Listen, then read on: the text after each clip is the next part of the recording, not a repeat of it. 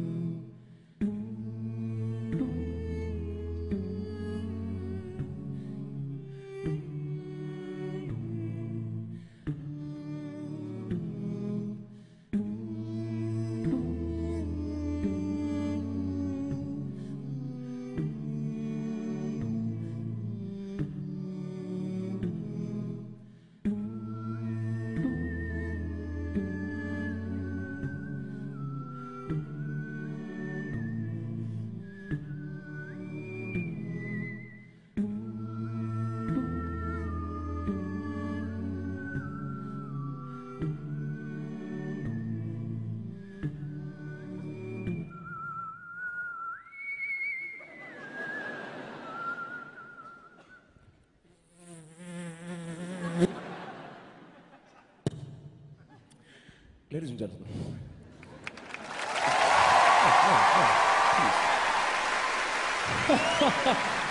You're too kind, you're too kind, you're too kind. Ladies and gentlemen, there is an issue which I wish to address with you all today. It concerns the canon. By the canon, of course, I don't mean... although that wouldn't be out of place at the Proms. But, of course, the canon I'm referring to is the musical canon, that of the entire body of music which we take to be the hereditary of our nation. So, with your permission, ladies and gentlemen, I shall now do a certain thing which I've wrote, and it goes a little something like this. Check my lyrics. You see, ladies and gentlemen, all Baroque and classical and even the romantic composers oft were prone to dip their quill and then to frantically scribble every detail of their musical ideas on the manuscript before them, spurred in part by fears of being executed by their patron, usually a person with an empire and an army and some horrible perversion, needing music solely for their party or their sermon. Thus composers rarely chose to make experimental versions, which is shocking, really. But you know, it all really comes down to the simple fact that their benefactor always backed the dictum of the church, which said that certain chords were evil and all tunes should be inert, and pomp and ceremony went with any brief they were proffered, and many penned paeans to piety and odes to the absurd. But as you see, advances in technology have made it so that any sound conceivable may be facilitated almost instantly, where in the past composers would have waited just for a lifetime to see a new instrument created. Yes, but you see, my lords and ladies, and those from the wider gene pool, I must stop this wretched song as it is whack, and that means feeble, in a language you will never speak because you're all posh people. And if you ask me, I'll tell you that Pachelbel is evil, cause this song is so monotonous and boring and urbane, and it goes on and round and round and round and round again. So maddeningly cyclical and sickeningly plain, spiraling into infinity, a black hole in my brain. I do apologise if you were actually enjoying that, ladies and gentlemen. But I wasn't. He was doing my nut. All right, tell you what, here's a little something for you. How about a little bit of this, right?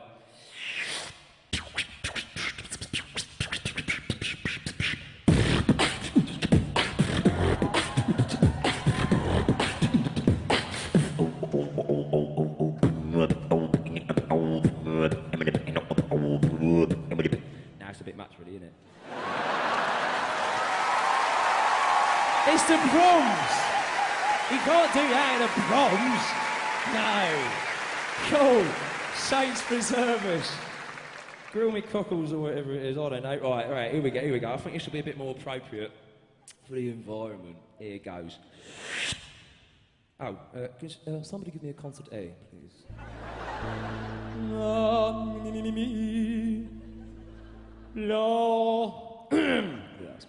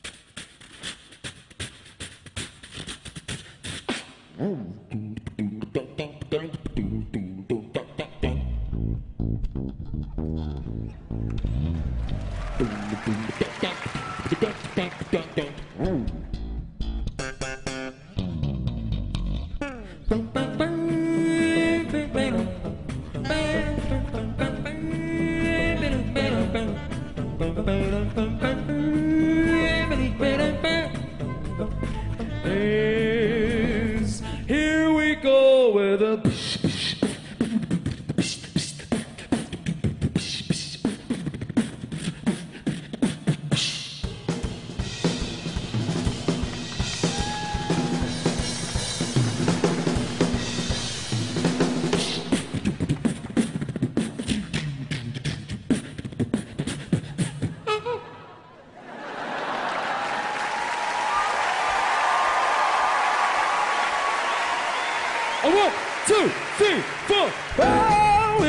through another little thing I wrote, and you know that I wrote it in the future, yes.